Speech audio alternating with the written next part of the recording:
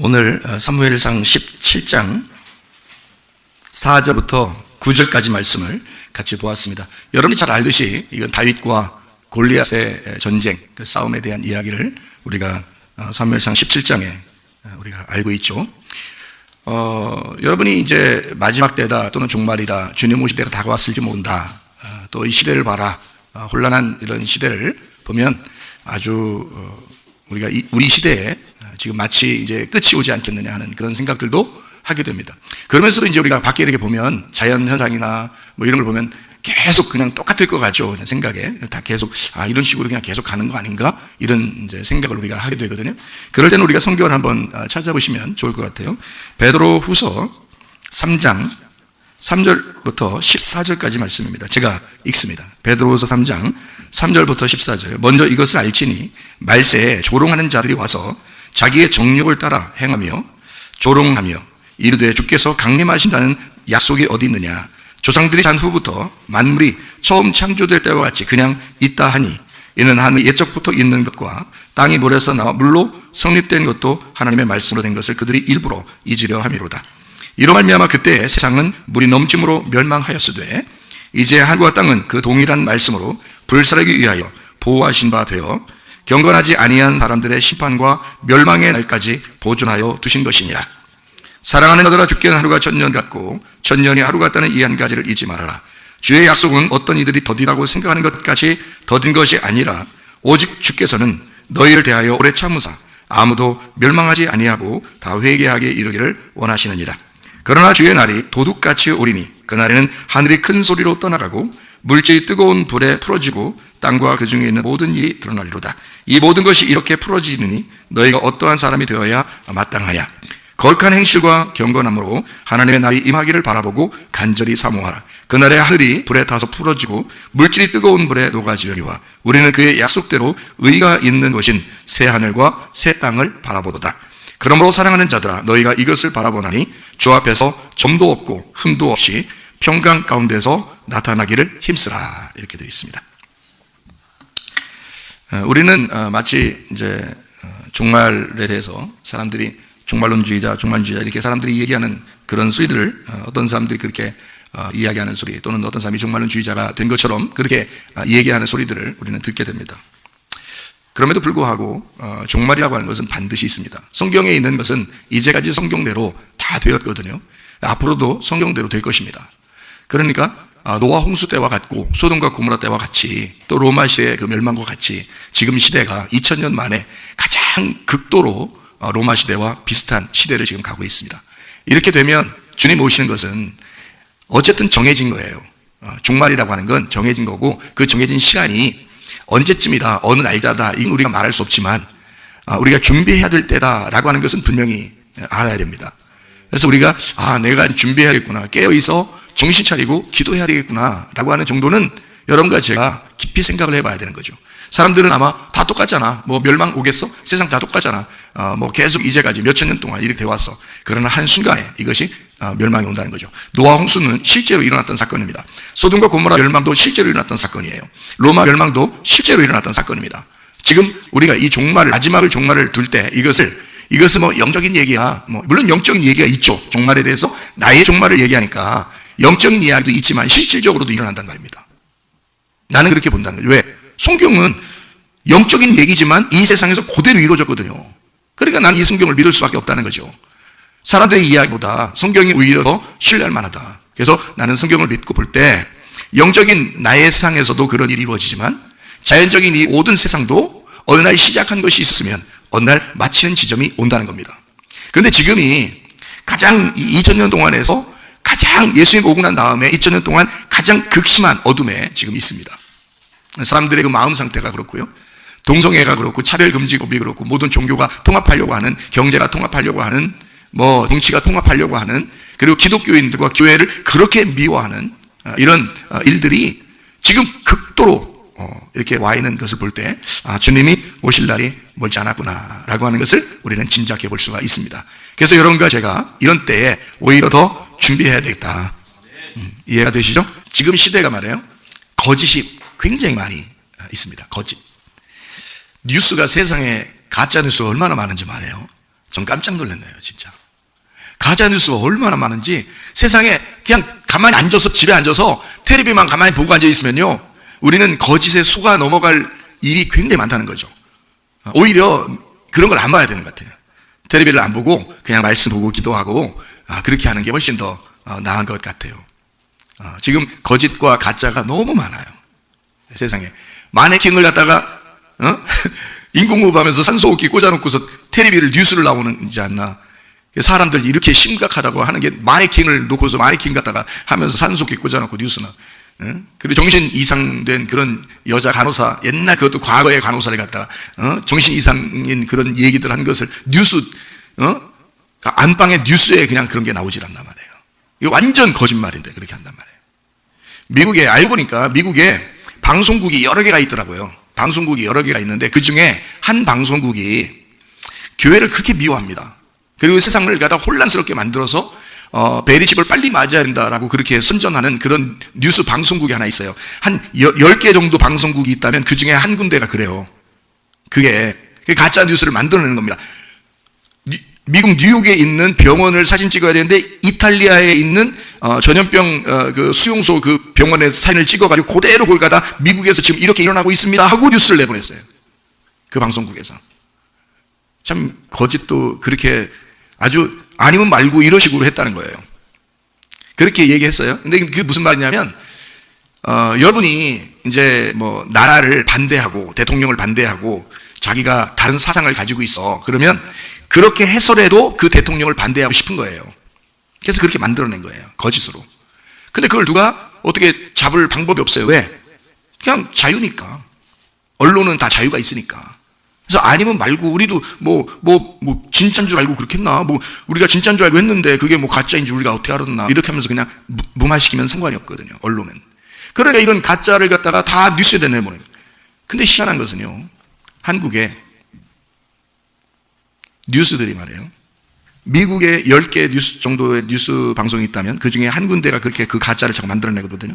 근데 참 희한한 게 있어요.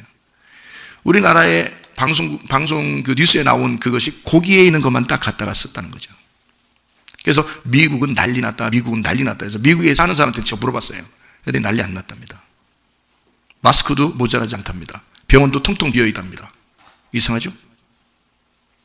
여러분, 가짜에 속아 넘어가는 것이 얼마나 많은가?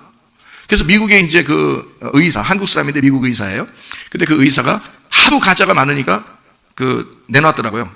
가짜 이런 그 사람이 만든 거예요. 그 우리 교회에서 이제 뉴스 나오는 그런 오늘 그 가짜를 갖다 설명해 준 그것이 그분이 만든 건데요. 그 가짜가 왜 가짜가 된 건지 하면서 설명을 해주는 거예요, 그분이. 근데 이분이 이제 하도 답답하니까, 사람들이 하도 거짓에 속으니까 답답하니까 전염병이 돌았을 때 이것을 그 객관적으로 WHO가 세계보건기구잖아요.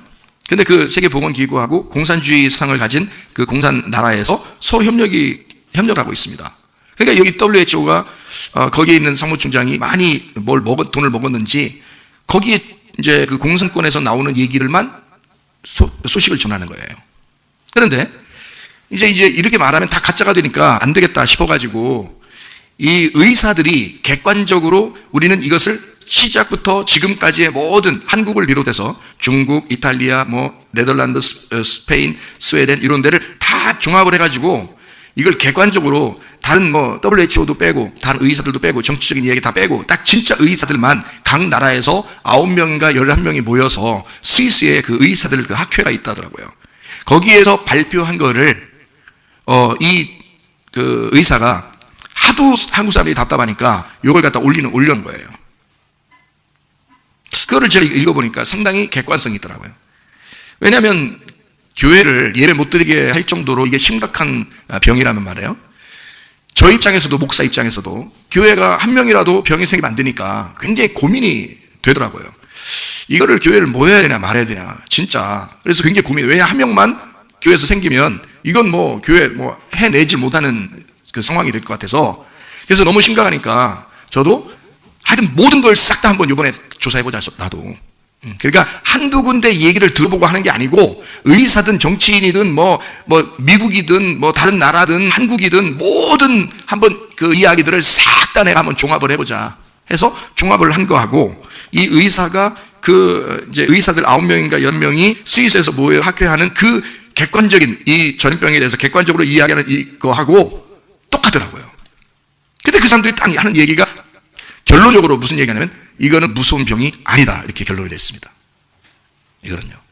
마스크를 안 써서 전달되는 것도 아니다. 라고 나왔습니다. 이상하죠? 여러분. 그렇게 세계가 떠들썩했는데 그 사람들은 객관적으로 모든 나라를 지금 다 종합해서 얘기해 준 거예요. 그리고 젊은 사람들이 이걸 통해서 바이러스에 걸려서 죽는 확률이 거의 없었다. 이렇게 나옵니다. 왜냐하면 병이 원래 있었거나 아픈 사람들이 그 바이러스가 들어갔을 때 면역력이 약해져서 그 원래 있던 병으로 죽는답니다. 그 죽은 거를 통계적으로, 그리고 독감으로 죽은 것을 갖다가 거기다가 다 끼우는 거예요. 여러분, 독감으로 굉장히 많이 죽습니다. 매년마다. 그래서 계속 그거를 인원수를 꽂아놓으니까 인원수가 많은 거예요, 사망자가. 그래서 나중에 이거 조사해보니까 그게 아닌 거였단 말이죠. 독감으로 죽어도 인원수가 그쪽으로 꽂아놓고. 그래서 이거를 이제 밝혀서 그 의사가 쭉 정리를 해놨더라고요. 그래서 제가 여러분에게도 한번 보내드렸죠.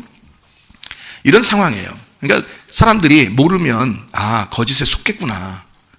이게 그러니까 겁을 너무 많이 먹으니까 사람들이 자기 생활을 못하죠. 그래서 뭐 때문에 이제 이거 걱정하는 게, 의사들이 걱정하는 게 뭐냐면 병이 걸려서 죽는 게 중요한 게 아니고 지금은 다 나라마다 문 닫아놓고 그 각 동네마다 가게 문 닫고 못 돌아다니게 하고 집에만 있으라 그러고 학교도 문 닫고 직장도 문 닫고 다 가게도 문 닫으니까 사람들 가정생활을 이제 경제생활에 문제가 생기기 시작한 거예요.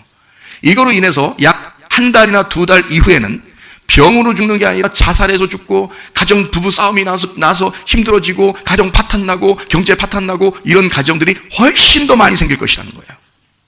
전염병으로 죽는 게 문제가 아니라.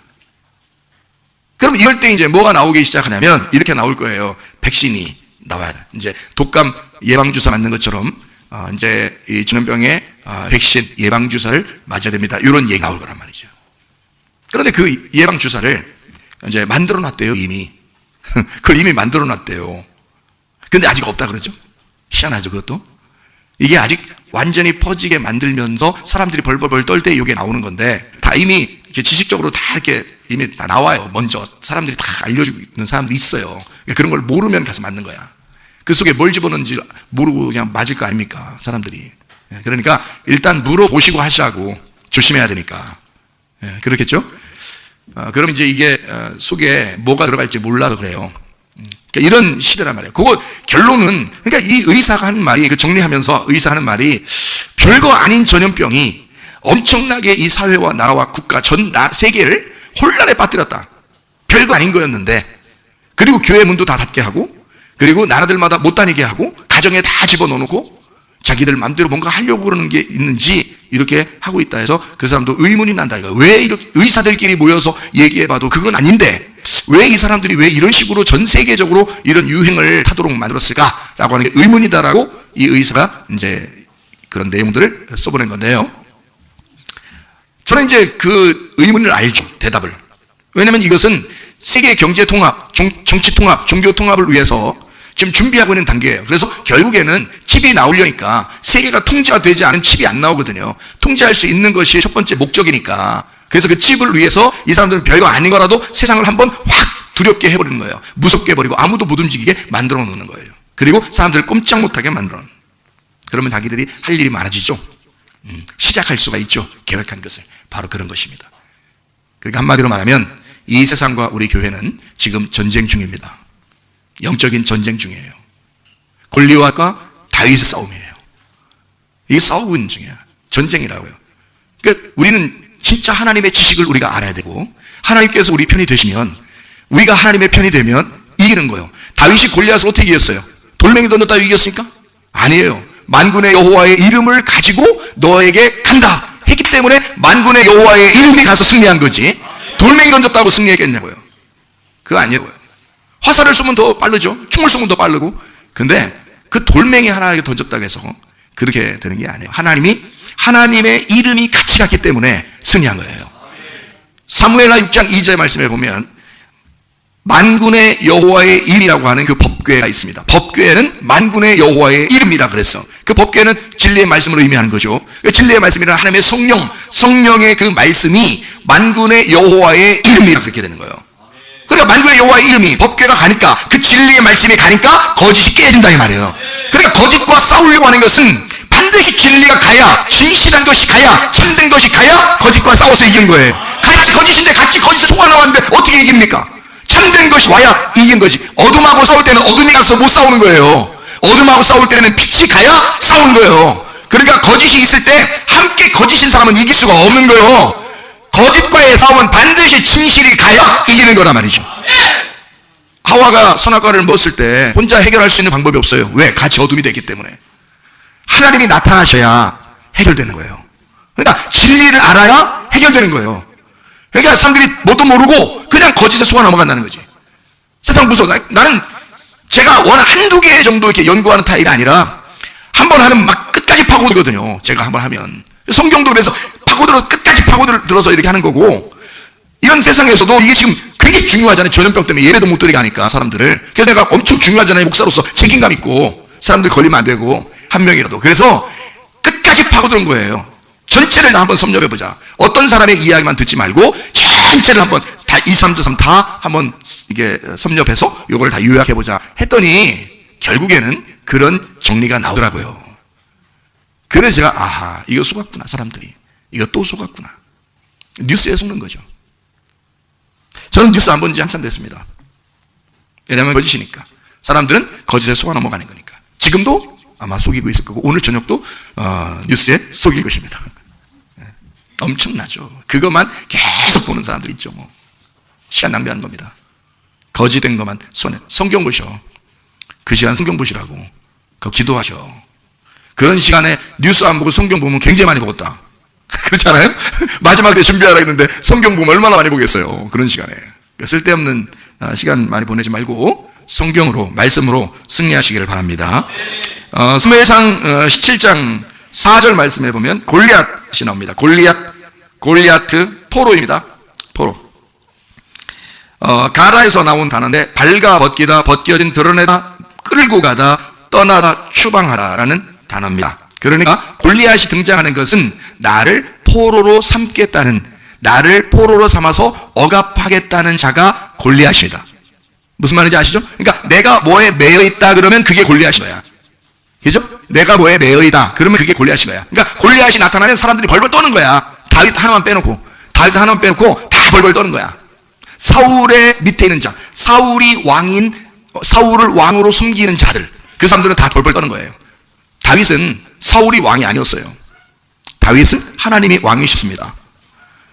사울은 육체를 설명한다면 다윗은 영을 설명하는 사람이에요. 그러니까 사울이 왕인, 그 사울 왕을 인정하는 그 백성들은 골리앗을 만나니까 벌벌 떠는 거죠. 왜냐하면 골리앗에게 자기들이 포로된 상태, 억압된 상태, 뭔가 억눌린 상태를 얘기하는 것이다 그 말이죠. 골리앗이라는 이름이 그렇다. 우리 자신들이 어떨 때는 골리앗처럼 다른 사람을 억압하는 경우도 있죠. 또 골리앗처럼 다른 사람에게 억압을 당하는 사람들이 있는 거죠. 그게 골리앗, 바로 우리 자신을 의미하는 거고, 지금 시대도 그렇게 골리앗이 점점 더 커갑니다. 골리앗이 점점 더 힘을 가지고 살아가는 시대, 그게 지금 시대예요. 17장 32절, 사무엘상 17장 32절, 다윗이라는 사람이 등장해요. 다윗이 다비드입니다. 사랑함. 도드에서 나왔는데 이게 끌이다, 사랑하다, 연인, 친구라는 단어예요. 그러니까 다윗은 예수님 자신을 의미합니다. 우리의 친구며 우리의 사랑하는 애인이며, 그러니까 주님을 의미하는 거죠. 또 우리는 또 주님의 친구이며, 또 우리는 주님의 연인이며, 끓는 사랑의 마음을 가진 주님의 사랑받는 자이다. 이렇게 할 때 다윗을 설명하는 거죠. 그러니까 골리앗과 다윗이 어떤 이름이다라는 것을 알게 되면, 이 전쟁은 지금 예사로운 전쟁이 아니고 이런 관계를 설명하려고 하는 것이었구나 라는 것을 알게 되죠. 사무엘상 17장 40절 말씀에 돌을 막대기에다 걸어서 매끄러운 돌을 5개를 주옵니다. 5이라는 숫자는 안식, 전쟁, 승리라고 하는 숫자예요. 이게 5이요. 그러니까 안식을 말할 때 5, 보리떡 5개와 물고기 2마리 해야 되고 5개죠. 그리고 50명씩 앉아서 5,000명이 먹죠. 다 다섯의 숫자에 해당하는 것입니다. 그리고 50년째가 되면 희년이라고 그러죠. 희년 때는 모든 종들이 다 해방됩니다. 그래서 5라는 숫자는 안식을 의미하는 거예요. 승리를 의미하는 거고, 그리고 전쟁을 의미합니다.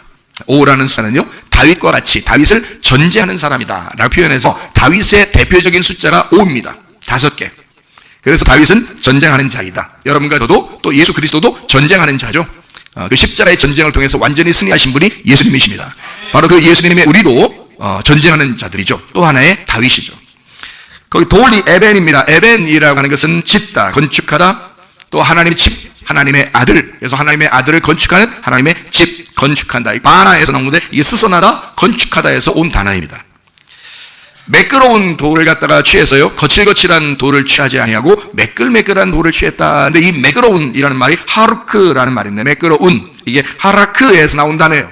매끄럽게 하다, 배분하다, 나누다, 몫을 취하다, 가르다, 조각을 냈다 이 말이에요. 조각을 냈다. 그 조각난 빵 할 때도 조각난, 조각을 냈다, 이렇게 나누었다, 분배했다, 부스러기. 누굴 얘기하는 거죠? 예수님을 얘기하는 것입니다. 매끄러운 돌. 다시 말하면 거칠거칠하지 않으니까 둥글둥글하고 매끄럽다. 그러니까 사람이 거친 사람이 좋아요, 매끄러운 사람이 좋아요? 매끄러운 사람이 좋아요. 거칠거칠한 사람은 사람들 이렇게 좀 찌르고 치고 그래요. 매끄러운 사람이 좋거든요. 그럼 거친 사람하고 매끄러운 사람의 차이가 뭘까요? 뭘로 설명하려고 하는 걸까요? 거칠거칠하다는 말은 교만하다는 말이고, 매끄럽다는 말은 겸손하다는 말이에요. 그래서 예수님이 자기를 뭐라고 해요? 자기는 온유하고 겸손하니, 그렇게 말하죠. 예수님이 매끄러운 돌이기 때문에 그렇습니다. 5개인데 그 중에 하나를 갖다 던졌잖아요. 5 말씀이라고 그러는데 그게 하나인데 똑같아. 5이 하나고 하나가 5이야. 예수님을 말하는 건데 매끄러운 돌이다. 주님을 말하는 거예요. 온유하고 겸손하신, 그리고 그 주님을 따라가는 겸손한 사람들, 온유하고 겸손한 순종한 사람, 이거를 매끄러운이라고 표현할 수가 있습니다. 막대기가 마켈이라는 단어인데요, 싹트다, 어린 가지, 때리기 위한 막대기 또는 안내를 위한 막대기, 이렇게 됩니다. 그러니까 지팡이와 막대기가 우리를 안위하시나이다. 우리를 인도하기도 하고 잘못하면 때려주기도 하고 하는 그런 막대기, 이런 걸 말하는 거거든요. 사무엘상 17장 49절에 보면 돌멩이를 던져서 맞박에, 그러니까 이마죠, 맞박에 딱 정중앙에 꽂아버렸습니다. 맞박에요. 이마가 메츠흐, 깨끗하다, 눈에 띄는, 완고한 이라는 말이거든요. 성경에서 보통 이마라고 표현할 때 영적인 의미는 어떤 거라고 했어요? 사상, 지식, 이대 올리기, 교리, 신학, 이런 것을 말합니다. 그러니까 가슴으로 주님을 믿어야 되는데 머리로 믿는 지식적인 사람들을 의미하는, 그 사상을 의미하는 거다 이 말이에요. 그러니까 머리에다 중중앙에 이마에다 돌멩이를 찍었으니까 뭐가 깨졌다는 얘기예요? 예, 내가 가지고 있었던 사상, 내가 알고 있었던 지식이 깨졌다 그 말이지. 무슨 말인지 아시겠어요? 그게 깨져야 구원받는 거예요, 여러분. 그게 안 깨지면 구원 못 받아요. 자기가 자기 생각으로 꽉 차 있는데 어떻게 구원받아요? 자, 그래서 이 말을 침해할 낙하입니다. 치다, 채찍, 자국, 살해하다, 때리다, 쫓아내다 라는 단어입니다. 이게 친다는 말이요. 그러니까 아주 쫓아냈다, 쳐서 때렸다. 자, 봐요. 쳐서, 때려서, 쫓아냈다. 그게 이게 이 말을 침해. 그 다음에 박혔다. 거기에 또 꽉 이렇게 박혔네 또. 그 박혔다는 말이 타바입니다. 빠지다, 세우다. 그래서 이 뭐가 박힌 거예요? 자, 쳐서 여기 속에 있었던 거를 제거하고, 그죠? 이제 딱 치니까 낙하 했어요. 낙하니까 이게 쳐서 쫓아냈잖아요. 속에 있는 걸, 돌멩이가 들어와서 이걸 딱 쫓아냈다고. 그리고 이 돌멩이가 여기에 탁 박혔다고요. 그러면 어떤 돌멩이라고 이게? 매끄러운 돌멩이고, 이건 누구를 말한다고? 조각난 부스러기 예수님을 말한다고. 다시 말해 이 땅에 오신, 나를 위해 죽으신 예수님을 말한다고요. 그러면 그 매끄럽게 나를 위해서 오신 그 예수님이 내게 박히는 거지. 내 속에 있는 사상을 뽑아버리고 예수 그리스도가 박히는 거란 말이에요. 그 돌멩이가. 그래야 구원받는다고요.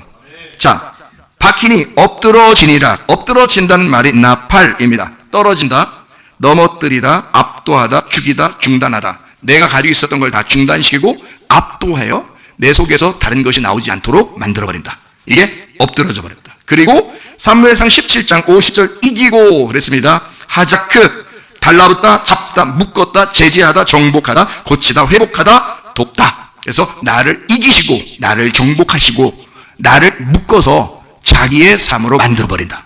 이게 엎드러졌다는 말입니다. 여러분과 저는 어떻게 보면 이 세상은 선과 악의 전쟁이요, 진실과 거짓의 전쟁이요, 거짓의 이데올로기와 진실의 이데올로기의 싸움, 하나님과 마귀의 전쟁, 골리앗과 다윗의 전쟁 같은 세상과 나와의 전쟁, 이렇게 전쟁의 마당에 우리가 다 있다는 거죠. 또 성경적으로 말하면 율법과 복음의 전쟁, 율법과 은혜의 전쟁. 그러면 율법으로 살 것이냐 아니면 복음으로 살 것이냐, 너희가 율법으로 살 것이냐 아니면 은혜로 살 것이냐. 그래서 율법과 은혜의 그 싸움, 거짓과 진리의 싸움, 억압과 우리의 자유의 싸움, 나를 진정으로 자유케 하시는 분, 진리를 알지니 진리가 너희를 자유케 한다. 요한복음 8장 32절. 예수 그리스도 하나님의 아들이 너를 자유케 하면 진정으로 넌 자유케 된다. 그러면 어떻게 돼야 된다? 매끄러운 돌이 내 이마에 박혀버려야 된다. 다시 말하면 내가 알고 있었던 지식이 빠져나가고 그게 포기가 되고 그거를 중지시키고 예수 그리스도의 지식이 들어와 나를 정복하고 나를 장악하셔야 된다는 말입니다. 그래야 승리하신 거죠. 복음입니다. 그게 은혜입니다. 그게 자유입니다. 예수가 내게 들어와서 나를 진정으로 자유케 하는 거. 율법은 우리에게 못 올라갈 나무에 한번 올라가 보라고 하는 것이 율법이라면, 복음이라고 하는 것은 못 올라갈 나무라면 아예 올라가지 말라고 하는 것이 복음입니다. 여러분, 율법을 어떻게 다 지킬 수 있나요? 다 지킬 수 없죠. 그러니까 너는 율법을 못 지켜. 이게 복음입니다. 누가 지켜주겠다는 거예요? 예수님이 다 지켜주겠다는 거예요. 너 안 되니까 내가 해줄게. 대신 날 의지해. 내 매끄러운 돌이 네 이마에 박혔으면 좋겠어. 그리고 네가 완전히 엎드러졌으면 좋겠어. 근데 사람들이 그러나요? 말씀 안 듣습니다. 안 떨어집니다. 그 매끄러운 돌이 자기 이마에 박히지 않습니다. 이상하죠? 그러니까 자기 뜻대로 사는 거예요. 주여 주여 한다고 전가하는 것이 아버지의 뜻대로 행하는 자라야 천국에 들어갈 것입니다. 마태복음 7장 21절에 말씀하고 있죠. 율법이라고 하는 것은 너는 안 된다라고 가르치는 것이 율법이라면, 은혜는 너는 될 수 있다, 너는 된다라고 가르치는 것이 은혜입니다. 율법은 안 되는 줄 알면서 한번 시켜보는 것, 그것이 율법이라면, 복음은 되는 줄 알기 때문에 한번 해보라는 거예요. 너 내가 다 해놨어. 그러니까 될 거야. 한번 해봐. 이게 은혜입니다. 율법은 사람이 할 수 없기 때문에 대신할 자를 알려주는 것이고, 그래서 율법, 성경의 율법은 앞으로 오실 메시아가 있다고 알려주는 겁니다. 그러나 복음은 율법이 알려주던 그 대신한 자를, 그 화목자, 그 메시아를 만나는 곳이 복음입니다. 율법은 우리에게 메시아가 있다고 소개해 주는 거고, 복음은 그 메시아를 만나는 것입니다.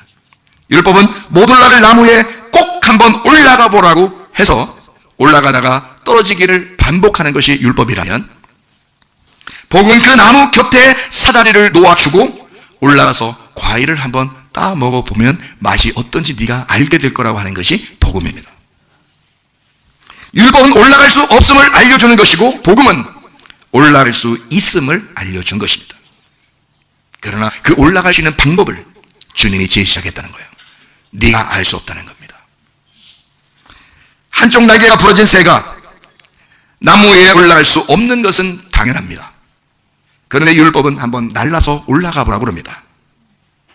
그러나 날아가지 못하고 올라가지도 못합니다. 그러나 복음은 날개 잃은 새를 나무 위에다가 올려주는 자가 있는 것입니다. 그게 복음입니다. 재촉하지도 않고 너를 데리고 내가 하면 되니까 라고 주님 우리에게 말씀하시는 은혜가 복음입니다.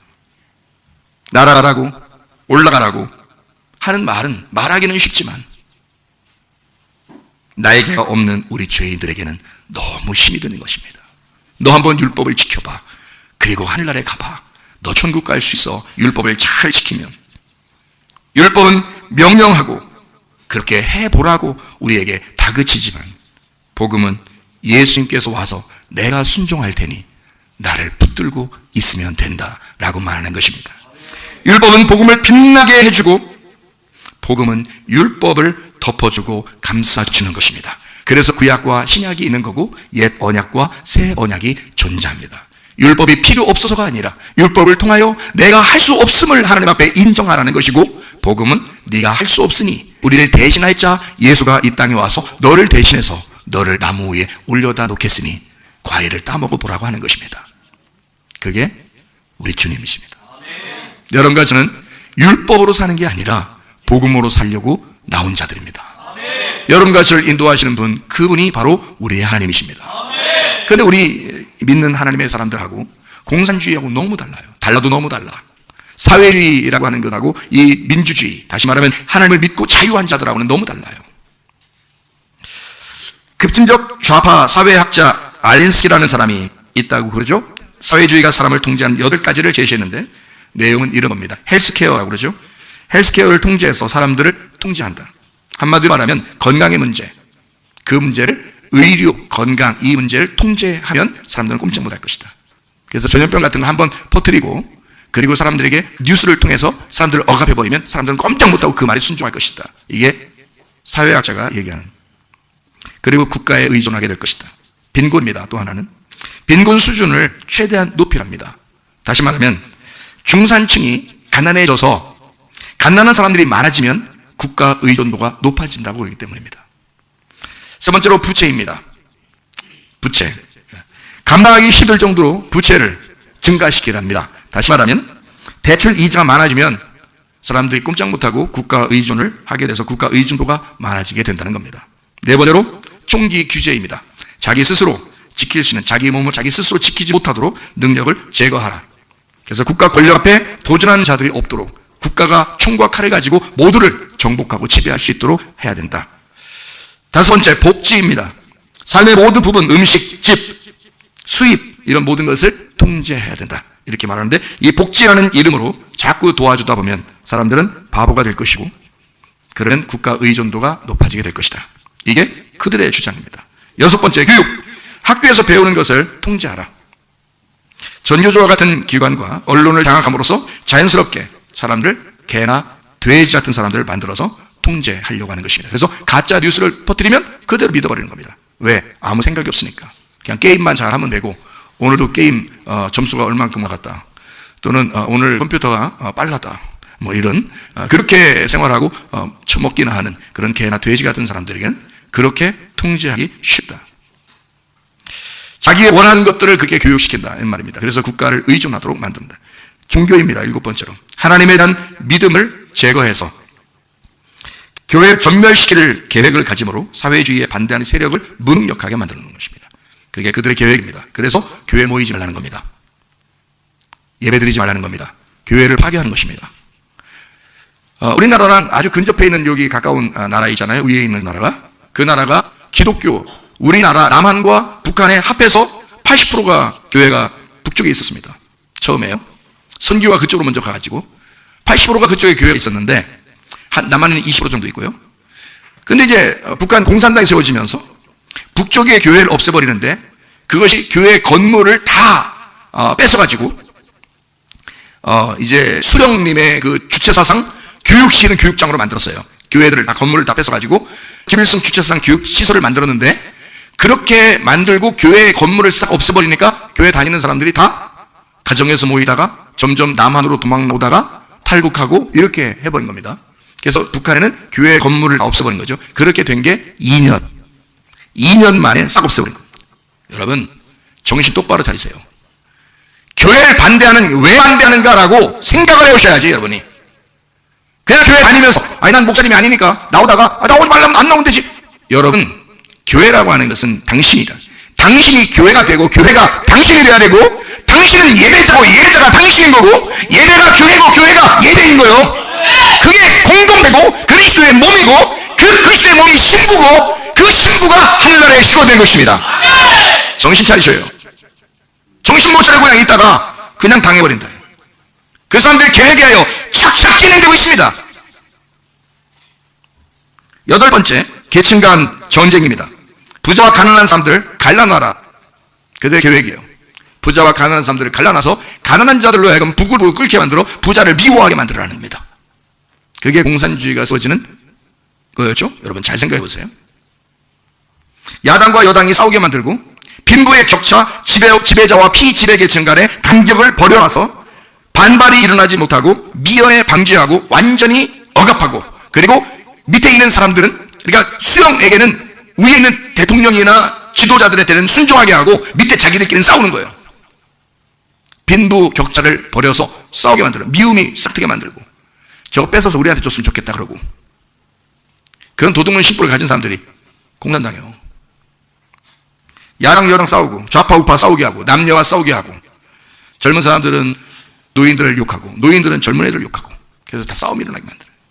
가정들마다 파괴하고, 직장도 파괴해버리고, 사람들 사상도 다 파괴하고, 교회도 파괴해버리고, 사상 전쟁. 마치 열왕기상 18장에 나와 있는 엘리야와 바알의 싸움처럼 말입니다. 엘리야와 그 이세벨, 그 바알 제사장과의 싸움. 그래서 엘리야가 하도 답답하니까 뭐라 그래요? 왜 너희는 중간에서 머뭇머뭇 하려느냐? 그 백성들에게 그럽니다. 하나님을 니네가 선택하려면 나한테로 와라. 그러나 바알이 좋거든 바알 쪽으로 가라. 거기서 엘리야가 대승을 거두죠. 왜? 하나님은 지지 않으시는 분이니까. 하나님은 이기시는 분이니까. 그래서 엘리야가 대승을 거두고 거기에 바알 제사장들의 목을 다 쳐버립니다. 여러분 속에 있는 바알 사상이 여러분 속에 있다면 그 목을 다 쳐버려야 돼요. 여러분 이마, 그 바알의 임에 매끄러운 돌이 박혀버려야 돼요. 그래서 여러분을 엎드려지게 만들어야 돼. 몰라서 그러는 거야. 우리가 몰라서 그랬어요. 알려주잖아. 그러니까 알려주잖아요. 몰라서 그랬어요. 하나님한테 해봐. 가서 어디서 몰라서 다 알려주잖아요. 지금 제가 알려주잖아요. 그럼 하나님이 말해, 너 몰라서 그랬어? 진짜야? 나 알잖아. 그 최선물 목사 얘기하던데. 그럴 거 아니에요. 그러면 누가 핑계 되겠습니까? 여러분 잘 생각하셔야 돼. 이거는 영적 전쟁이에요. 귀신과 성령의 전쟁이라고. 귀신과 성령의 싸움이라고요. 거짓과 진실의 싸움은요, 귀신과 성령의 싸움이에요. 그래서 진리의 말씀을 잘 들어야 되는 거야. 가짜 돈과 진짜 돈의 싸움이요. 그래서 진짜 돈을 만져봐야 가짜 돈이 가짜인지 아는 거예요. 가짜 돈만 계속 만진 사람들은 진짜 돈이 뭔지를 몰라. 진짜 돈만 계속 만진 사람은 가짜 돈을 만지라면 알아. 그게 딱 만져보면. 진리를 모르는 사람은 가짜에 속아 넘어가도 뭐에 속아 넘어가는지 몰라. 자기가 바보인지도 몰라. 개가 개나 돼지였는지도 몰라. 아이고. 그래서 사람들이 우리가 이마라고 했으니까 이마에 성경에 보면 짐승의 표 받으면 안 된다 그러죠. 짐승의 표를 받지 말고 뭘 받아야 돼? 우리는 성령의 인을 받으셔야 돼. 하나님의 인을 받으셔야 돼. 하나님의 사성을 가지셔야 돼. 하나님의 지식을 가지셔야 돼. 그러니까 하나님의 말씀이 우리 속에 충만하셔야 돼. 그러니까 하나님의 인을 받으셔야 돼. 그리고 짐승의 표를 거둬야 되단 말이에요. 그게 이 말씀이란 말이죠. 요한계시록 13장 18절 이마에 666이 새겨지면 짐승의 표를 받는 것이다 라고 나오죠. 요한계시록 7장 3절 이르되 우리가 우리 하나님의 종들의 이마에 인치기까지 땅에 나와다나 나무들 해하지 말라 하더라 했습니다. 요한계시록 9장 4절 그들에게 이르시되 땅에 풀이나 푸른 것이나 각종 수목은 해하지 말고 오직 이마에 하나님의 인침을 받지 아니한 사람들만 해하라 그랬습니다. 인침을 받아야 된다는 거죠. 요한계시록 13장 16절 그가 모든 자 곧 작은 자나 큰 자 부자나 가난한 자 자유인이나 종들에게 그 오른손이나 이마에 표를 받게 하는 짐승의 표밖에 모든 사람이 받을 수 있도록 만들려고 한다. 짐승의 표를 받으려고 사람들이 그걸 만들어낸다는 거예요. 세상 정부는. 그러면 그 세상 정부에서 그렇게 만들어내려고 할 때 우리는 뭘 받아야 된다고? 하나님의 인을 받아야 된다고. 그래서 요한계시록 14장 9절 또 다른 천사 곧 셋째가 그 뒤를 따라 큰 음성으로 이르되 만일 누구든지 짐승과 그의 우상에게 경배하고 이마에나 손에 표를 받으면 안 된다. 그 말이죠. 요한계시록 17장 5절 그의 이마에 이름이 기록되었으니 비밀이라 큰 바벨론이라 땅의 음녀들과 가증한 것들의 엄이라 하였더라. 요한계시록 22장 4절 그의 얼굴을 볼 터이요 그의 이름도 그들의 이마에 있으리라. 어떤 이름이요? 예수 그리스도. 그 말씀의 이름이 우리의 이마에 있어야 된다는 거죠. 골리앗 같은 내가 그 이마에 끌어온 돌이 다윗의 돌이 박혀야 된다는 거지. 무슨 말인지 아시겠어요? 그게 승리야. 그거 하려고 설교하는 거고 그거 하려고 예배 드리는 거예요. 그 바알 제사장들과 엘리야의 그 전쟁, 다윗과 골리앗의 전쟁이잖아요.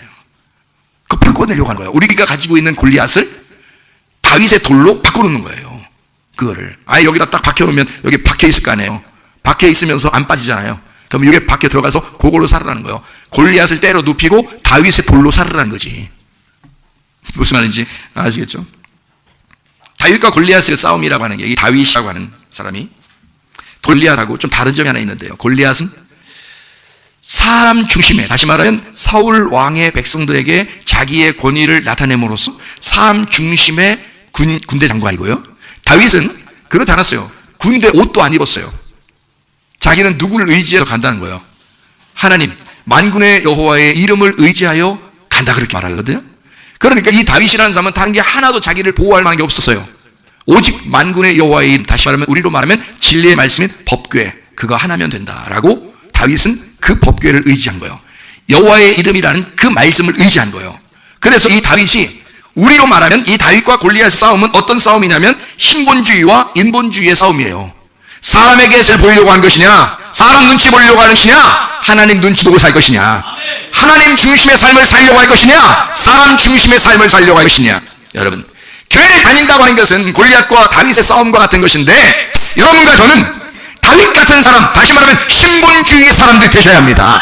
인본주의의 사람은 다 멸망하는 거예요. 예수 그리스도가 오시면, 그 진리가 오시면, 빛이 오시면 인본주의는 무너지게 돼 있어요. 그런데 사람들은 사람에게 잘 보이려고 한다. 사람 중심, 사람에게 꼼짝 못한다. 사람에게 꼼짝 못하는 삶을 살아간다. 그래서 안 됩니다. 그리스도의 사람들은 여호와의 이름이 우리의 진정한 무기가 되셔야 합니다. 하나님의 말씀, 그 법궤가 우리의 진정한 무기가 되셔야 합니다. 그래서 골리앗이라고 하는 건 공산주의, 그 개인주의, 자유주의, 인본주의, 내 개인의 사상, 어떤 교리, 신학, 이런 것들도 사람 중심, 사람들에게는 이해가 될지 모르겠지만 하나님에게는 이해가 안 된단 말이에요. 하나님 중심의 신본주의 사람, 이 신본주의 사람은 다윗 같은 사람, 신본주의 사람, 사람들은 다윗이 이해가 안 되지만 하나님은 이해하신다고 말입니다. 저녁병이 들어왔어요. 예배를 드리지 말라고 하는데 사람들은 이해하지만 하나님은 이해할 수가 없다는 거지. 우리는 하나님을 이해하시지만 사람들은 우리를 이해하시는 거죠. 무슨 말씀인지 아십니까? 인본주의와 신본주의가 이렇게 반대입니다. 교회에 나왔다고 하는 것은, 예수를 믿는다고 하는 것은, 여러분과 제가 예수 그리스도를 우리의 왕이시며 우리의 대제사장으로 여기겠다고 하는 우리의 신앙 고백입니다. 교회에 나와서 예배를 드린다고 하는 것은 일단 나 자신이 주인을 예수로 숨기겠다라고 해서 나오는 것입니다. 그렇다면 나올 수가 없죠. 그게 기본이죠. 그걸 위하여 나온 것이니까. 그래서 스코틀랜드의 언약도들 신앙 고백을 여러분이 아시죠? 국왕이나 교황은 교회의 머리가 될 수 없고 오직 주 예수 그리스도만이 교회의 머리임을 선포한다. 1638년 2월 28일 1200명이 스코틀랜드 성도들이 그레이브 라이스 교회 앞마당에서 모여서 엄숙하게 신앙 고백하고 200명이 사인해서 거기에 서명한 것이 지금도 그 사인이 사본이 남아있고, 그들은 모두 지붕이 없는 감옥에서 한 사람도 탈출을 시도하지 아니하고 거기서 예배드리며 추위와 굶주림에 순교했다라고 역사는 기록합니다. 그들이 왜 그렇게 했을까요? 그들에게 교황이 없어서, 그때 당시에 교황이 최고 권력인데, 왕이 최고 권력인데, 자기들은 그 교황 필요 없다는 거예요. 자기들의 나라 왕을 필요 없다는 거예요. 자기들의 왕은 오직 예수 그리스도, 자기들의 교황은 오직 예수 그리스도라는 거예요. 그걸 고백하고 죽은 사람들입니다. 여러분, 누가 여러분의 왕이십니까? 누가 여러분의 주인이십니까? 에베소 6장 9절 말씀, 우리 이 땅의 성전들은 그 하늘에 상전이 있음을 기억해야 된다 그랬습니다. 우리는 이 땅에 있는 사람들이 주인이 아니죠. 하늘나라에 있는 하나님이 우리의 주인이십니다. 그래서 크리스티아노스, 우리는 그리스도에게 속한 자이다. 카이사리아노스라고 하는 왕에게, 황제에게, 로마 황제가 자기들의 주인이고 자기들은 로마 황제인 카이사리아노스, 카이사에게 속한 자입니다 라고 말할 때, 그때 진짜 예수 믿는 주님의 제자들은 우리는 카이사리아노스가 아니라 크리스티아노스라고, 우리는 크리스찬이라고 말하다가 죽는 사람들, 그게 순교하는 주님의 제자들이었습니다.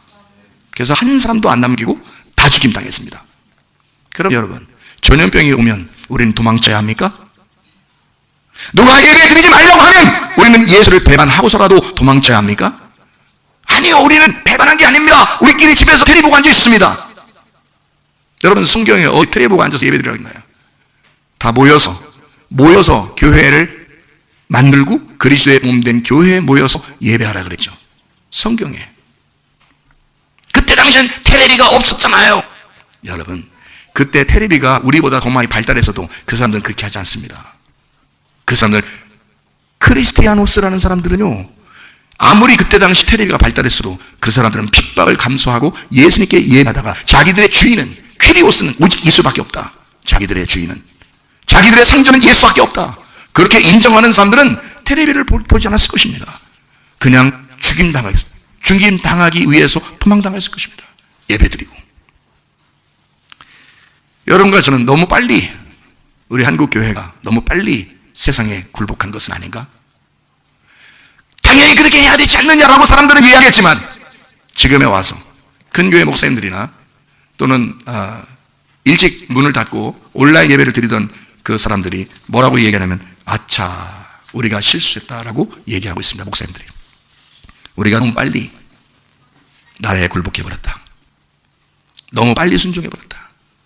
우리의 주인 예수 그리스도를 배반했다.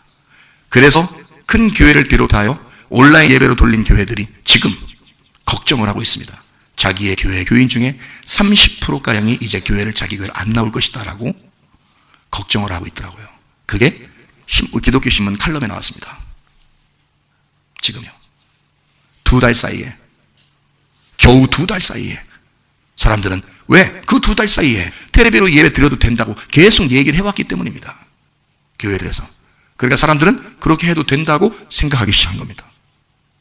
그러니까 다시 모이라고 그러니까 모이겠어요? 부활주 끝나고 나서 다 모이라고 그러니까 사람들이 모이겠냐고. 아니, 안 해도 된다면서, 집에서 텔레비 보면서 예배 드려도 된다면서 라고 지금은 그들이 주장하고 있는 거예요. 그러니까 30%가량이 교회를 떨어져 나갔다, 이렇게 얘기하고 있더라고요. 정상입니까? 음부의 권세가 이기지 못한다고 했는데 그게 음부의 권세가 이기지 못하는 교회입니까? 우리 교회를 보세요. 약간 걱정을 했지만 그래도 예배를 잃지 않고 주님께 예배해야 되겠다, 이게 우선이다, 어쨌든 모여서 예배해야 된다 라고 주장했더니 2달이 지나고 나서 지금 우리는 거의 변동이 없습니다. 변동에는 있지만 변동은 없습니다. 네. 다른 교회들에서 우리를 얼마나 부러워하는지 말해요. 우리 얼마나 정말 잘했다, 정말 잘했다, 부럽다 그래요. 진작 자기들도 그렇게 할 거예요. 여러분, 여러분의 대통령 누구십니까? 하나님이십니다. 에베소서 6장 9절을 잘 보시면 알 거예요. 나의 대통령은 하나님이십니다. 나의 국왕은, 나의 교황은 하나님이십니다. 이 땅이 아닙니다. 왜 그런지 제가 설명을 또 한번 잠깐 해드릴까요? 자, 생각해 보세요. 대통령, 국민이 더 위에 있습니까? 더 아래에 있습니까? 위에 있어요. 국민이 더 위에 있는 겁니다. 국민이 대통령이 진짜 마음에 안 들면 바꿀 수도 있습니다. 그렇잖아요? 선거 날이 오면, 처음에 안 바꾸려고 자기가 막 안 내려오려고 그러면 선거 날이 돼서 다르게 찍어버리면 바뀌는 겁니다. 대통령, 그죠? 누가 찍은 거예요? 누가 세운 거야? 국민들이. 그러니까 누가 주인이요? 국민이 주인인 거예요. 나라는 인간이기 때문에 그래서 나라인 거예요. 네? 나라는 인간이 존재하니까 나라가 있는 거예요. 그러니까 이 나라의 주인은 나예요. 무슨 말인지 알겠습니까? 내가 없으면 이 나라가 무슨 소용이 있겠어요? 내가 있으니까 이 나라가 있는 거지. 그렇잖아요? 그러면은 자, 생각해봐요. 대통령이 이제 생각이 돼. 야, 너희들이 뽑았지만 내 말 잘 들어야 되잖아. 이럴 수 있잖아요. 그럴 수 있죠, 그죠? 내 말 잘, 나 대통령이 그냥 말 안 들으면 어떻게 해? 말 잘 들어야지. 그럴 수 있잖아요, 그죠?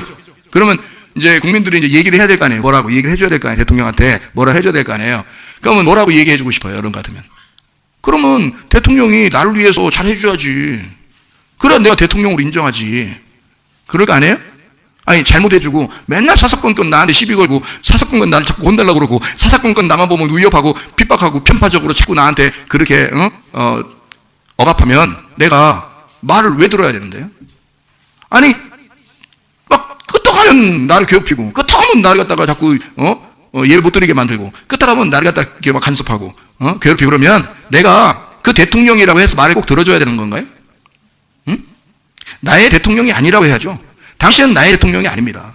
내가 대통령을 당신을 뽑았을 때는 당신이 나를 위해서 도와줄까봐 나에게 유익하게 해주고 나를 행복하게 만들고 나를 자유하게 편안하게 이 세상 살면서 편안하게 예배드릴 수 있도록 만들어줄까봐 뽑은 거 아닙니까?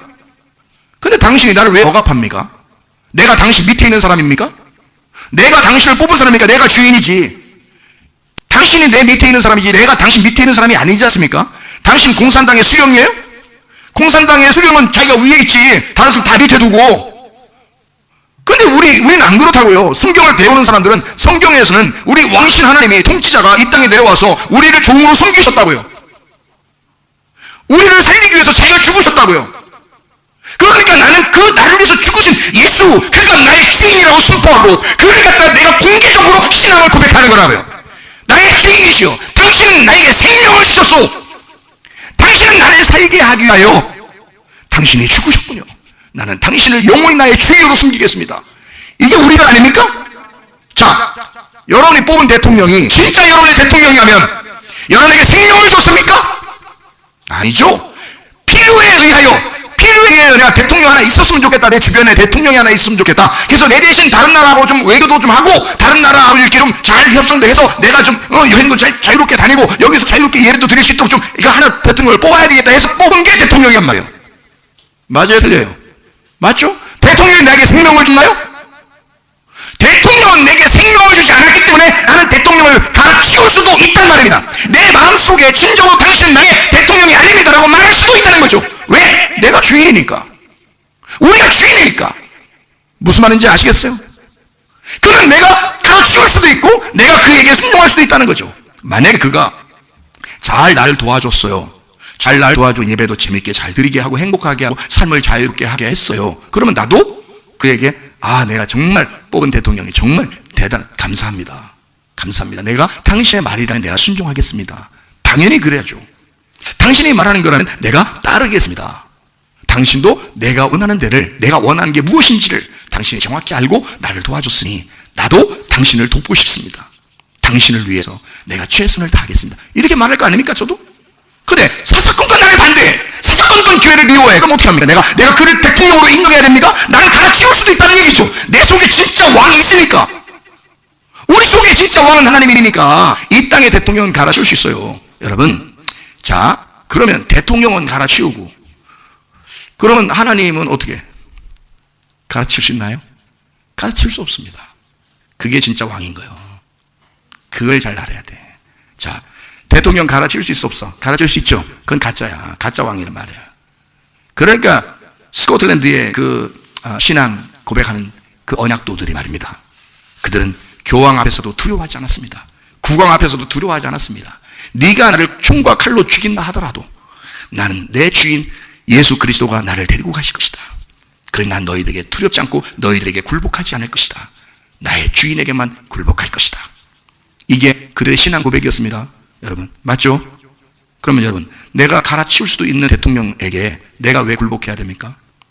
나를 도와주면 감사하다고 할 수는 있죠. 그리고 그 말에 따를 수 있죠. 같이 서로 협력할 수는 있죠. 그렇죠? 근데 하나님은 내가 갈아치울 수 없는 거죠. 왜요? 자, 이거하고 똑같은 겁니다. 아버지가 있어, 아버지가. 응? 내가 못나서 내가 잘못했어. 그럼 우리 지은이하고 강준이가 내가 잘못해서 다른 사람들이 나를 욕하면 우리 지은이하고 강준이가 나를 욕할까? 안 그래. 왜 안 그럴까요? 내가 잘못한 거 알아도 내 편 들어줘요. 왜 그럴까요? 지은이와 강준이가 왜 그럴까? 내 아버지니까. 아버지가 뭐 한 분이니까. 아버지가 뭐 한 사람인데?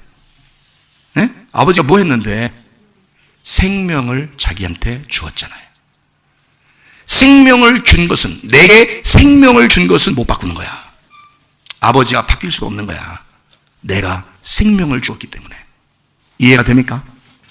그래서 하나님은 내게 안 바뀌는 거예요. 하나님이 나의 왕이시고 예수 그리스도가 내게 생명을 주셨기 때문에 나의 왕은 오직 예수 그리스도, 그분은 내게서 영원히 갈아치울 수가 없는 왕이신 거예요. 근데 이 땅의 왕은 내게 생명을 준 게 아니야. 이 땅의 대통령은 내게 생명을 준 게 아니야. 내가 뽑은 거지, 필요에 의해서. 이해가 됩니까? 여러분, 무엇인가 착각하지 마시고 우리의 주인이 누구인가? 우리의 퀴리오스, 우리의 진짜 주인이 누군가? 내 마음속으로부터 우러나오는 내 생명의 주인은 누구인가? 그 생명의 주인을 절대적으로 깨닫고 순종하시기를 바랍니다. 그게 여러분과 제가 되셔야 합니다. 무슨 말인지 아시겠죠? 생명을 전달하신 그 예수, 우리에게 필수 불가결한 우리의 왕, 내 필요에 의해서 잠깐 선택할 수 있는 그런 왕이 아니라, 내가 선택해도 되고 안 해도 되는 그런 왕이 아니야. 예수 그리스도는 내가 선택해야만 한, 내게 생명을 주신 나는 그분의 자녀이기 때문에 그를 나의 영원한 왕으로 섬기고 나의 주인으로 섬기는 거예요. 이해가 되시죠? 여러분은 땅의 사람이 아닙니다. 우리는 하늘의 사람인 거예요. 그래서 예배 철저해야 된다는 거예요. 우리는 하나님께 예배하는 거예요. 어느 누구도 우리를 방해할 수 없는 거예요. 우리는 예배의 사람이니까, 그게 교회니까. 그것입니다. 하나님의 편이 어디 있을까? 하나님의 편은 교회입니다. 하나님은 어디에 가장 자기의 편, 하나님이 자기가 계신 곳, 어느 누군가라도 그 편에 있으면 승리하는 거거든요. 그러면 하나님이 어디에 계신다고요? 교회에. 그래서 하나님은 너희들이 내 편 되고 싶으냐? 너희들 승리하고 싶으냐? 너희들 결국에 승리하고 싶으냐? 그러면 너희가 내 편 되라. 나는 어디에 있냐면 교회에 있다. 나는 교회에 있다. 그러니 너희들이 교회 편을 들어라. 교회 중심으로 살아봐라. 그런 너희들은 이기게 될 것이다. 하나님이 어디 다른 편 들고 있는 거 아닙니다, 여러분. 이 세상에서는 교회 편을 들고 있는 것입니다. 그렇기 때문에 교회 편 들면 여러분은 하나님 편에 들어보는 거예요. 무슨 말인지 아시겠죠? 내 편이 어디인가 그걸 정확하게 아시다. 이 세상 편이 아니라, 자, 골리앗과 싸움이 있어. 내가 골리앗 편 들겠어요? 백전백패하는 거예요. 하나님의 편에 있는 사람은 다윗인 거야. 다윗은 하나님의 편에 있는 거예요. 교회를 중심으로 있는 거예요. 하나님이 어디에 계신지를 분명하게 아는 거야. 이스라엘의 백성들을 건드는 골리앗아, 네가 내 하나님의 백성들, 이 이스라엘 백성들을 네가 건드느냐? 나는 거기에 가만히 있을 수 없다. 그래서 울분이 터져 다윗이 갑옷도 잊지 아니하고 여호와의 만군의 여호와의 이름 하나 가지고 달려난 것입니다. 돌멩이 들고 승리한 거죠. 우리 하나님의 편에 있으셔야 됩니다. 부드러운 말이나 거짓된 속삭임에 속지 마시길 바랍니다.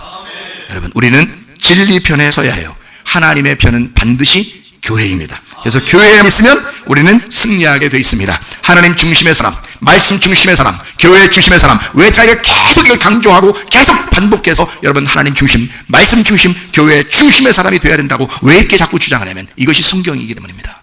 그것이 우리가 하나님 편에 서 있을 수 있는 유일한 것이니까. 그래서 우리는 그것을 주장합니다. 영혼 없는 몸이 죽은 것처럼 행함이 없는 믿음도 죽은 것입니다. 땅에서 행한 대로 하늘나라에서 그대로 이루어지기 때문에 이 땅에서 너는 어느 편에 있는가?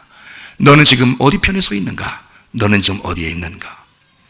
빌보 1장 14절 말씀, 형제 중 다수가 바울의 매임으로 말미암아 주 안에서 신뢰함으로 겁없이 하나님의 말씀을 담대히 전하게 되었다 그랬습니다. 그리스도를 부끄러워하지 않는 사람, 그리스도 안에 있는 사람, 하나님의 사람, 주 예수 그리스도만 위하여 사는 사람들이 되셔야 합니다. 여러분은 하나님의 인을 받은 사람인가? 짐승의 표를 받은 사람인가? 어느 편에 서 있는 사람인가? 골리앗인가? 다윗인가? 하나님의 사상에 있는 사람이냐? 아니면 인본주의에 빠져 있는 사람이냐? 사람을 두려워하고 무서워하는 사람인가? 하나님을 무서워하는 사람인가? 우리는 어느 편에 서 있는 사람인가? 여러분 속에 그리스도의 인이 막혀서 그리스도가 도장을 짠 하나님의 성령의 사람이 되어 그리스도의 흔적으로 살아가는, 하나님의 인을 받아 그리스도의 흔적이 남아있는 스테이그마, 하나님이 여러분에게 상처를 내서 주님을 위하여 살다가 상처를 받은 사람, 그 흔적이 남아있는 주의 사람으로 살다가 주님 만나시기를 바랍니다. 너의 푸른 가슴 속에 십자가의 흔적이 나면 주 위에 이제 일어나 너의 믿음 쉽게 보이나 너의 피는 가슴 속에